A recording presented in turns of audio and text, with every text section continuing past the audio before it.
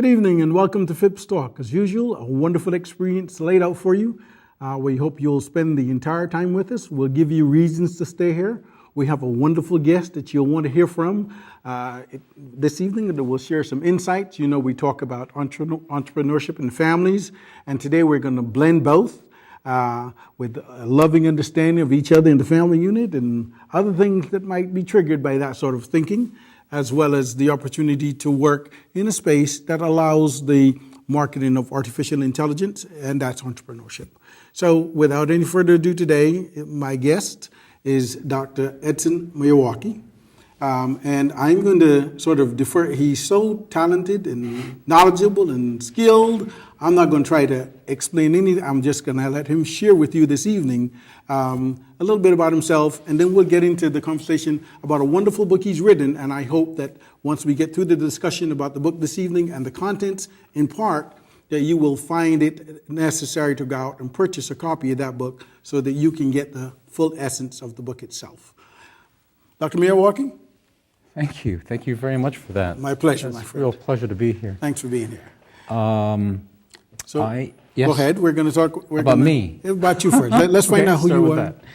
I am an academic. I teach at the Harvard Medical School. Awesome. I also practice neurology, although I'm trained in both neurology and psychiatry and a little bit of medicine, internal medicine. So I've done all my training in Boston. I've been here in one way or another since 1986 after medical school. Wow. And I have a smaller practice now that I'm getting sort of long in the tooth and gray in the hair. But it's,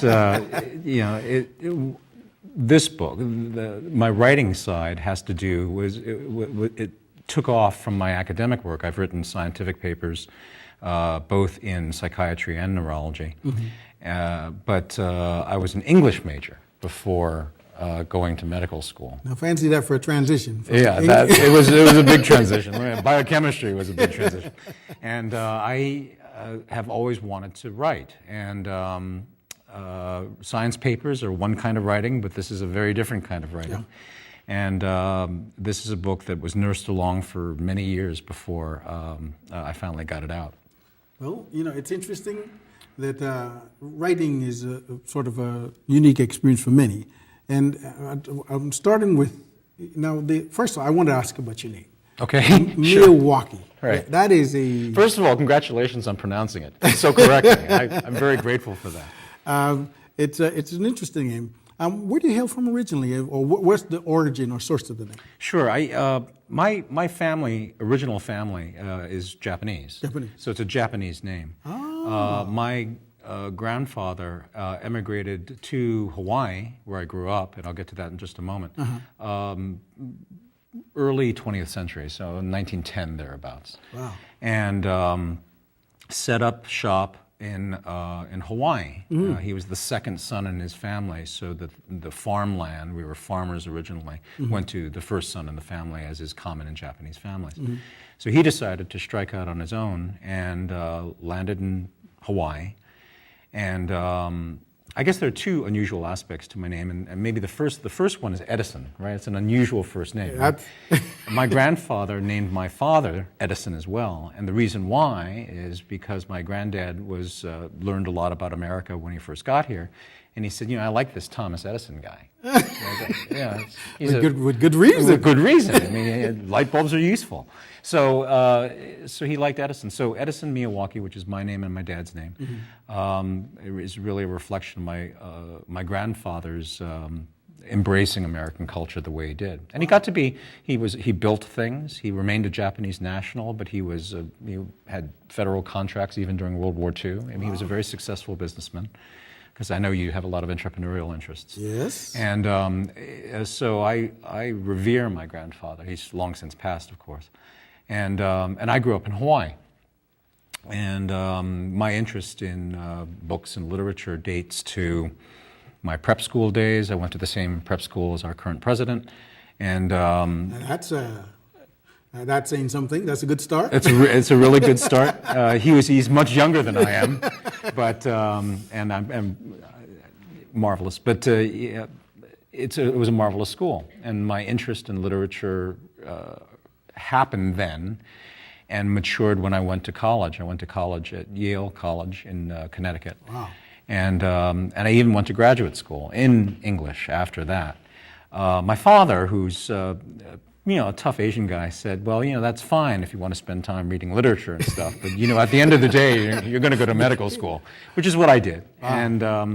But the literature side never left. So basically a Hawaiian kid moves to the East Coast for school, stays on the East Coast for medical school. I went to medical school in Washington, D.C., wow. and then moved up to Boston for my training. Actually, my 4th year of medical school, I was here a lot and rotating through all the hospitals here, Mass General and the Beth Israel and the New England Deaconess, what was then called the New England Deaconess Hospital, and stayed.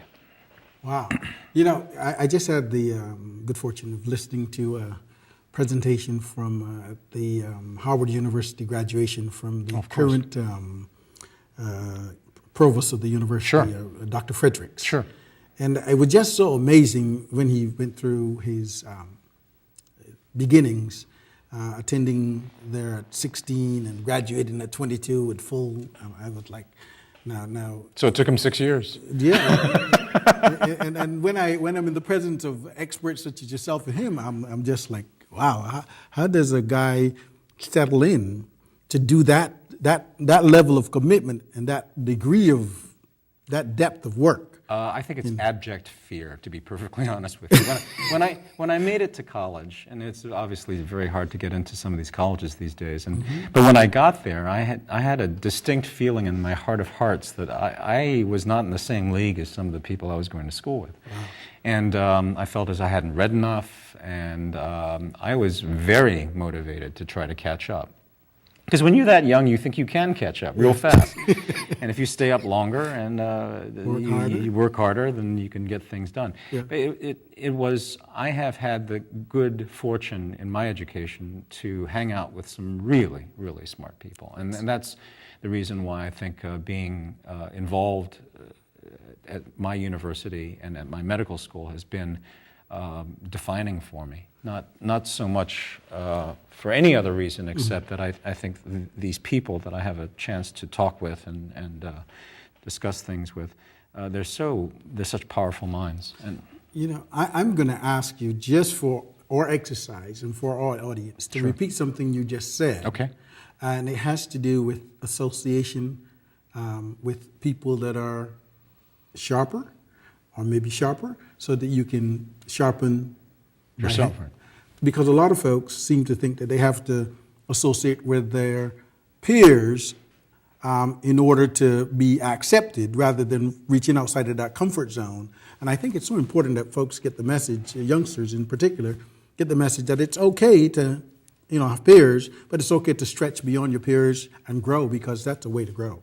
I think it's a lovely point. It's so important. When I was growing up, if you grew up in Hawaii, but I wasn't born there. So I was born actually in Milwaukee, Wisconsin. Long story as to why I was born there. Yeah. But the upshot was I grew up on the mainland up until about, I don't know, 2nd grade or so, and then I moved to Hawaii. So I always felt a bit of an outsider. I always wore shoes to school. In Hawaii, you don't wear shoes to school. Right? No, you wear flip-flops or you go barefooted, and that's the way people went to school. Yeah. I didn't do that because I wasn't, what do you do during the winter? But then Hawaii has no winter. That was different. So I always felt a little bit on the outside. The fact that I was a reader made me a little peculiar, I suppose, too, because a lot of kids, they go out and learn how to surf and stuff like that. Yeah. Now, that wasn't my thing. So being outside meant that my friends became older people. And so in my own life, that was that's how I got to think about hanging out with smarter and usually older people. And maybe the peer side was not as well represented. As a result, as a side effect of this particular personal history, I have had the opportunity to hang with people, again, smarter than I am, older than I am, and frankly, wiser than I am. Yeah. And that's been tremendous, and I think it's been a constitutive part of my education. I'm glad you shared that.